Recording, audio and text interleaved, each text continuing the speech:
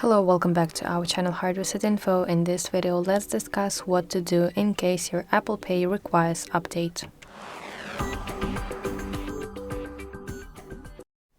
So to fix this issue, first of all, you have to update your iPhone to the latest iOS version.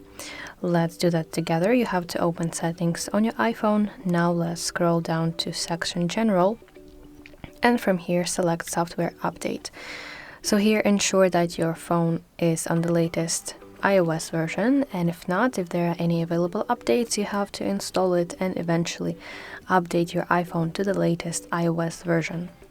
Next thing that you can try doing is restarting your device, because a simple restart sometimes can resolve some temporary glitches that could be connected to Apple Pay.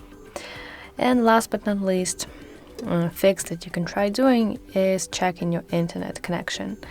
You have to make sure that you have a stable Wi-Fi network, or if you use your mobile data, please make sure that it works fine.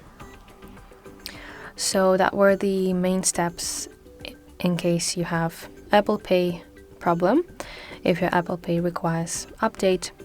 If this video helped you, please like this video and subscribe to our channel to see more content like this.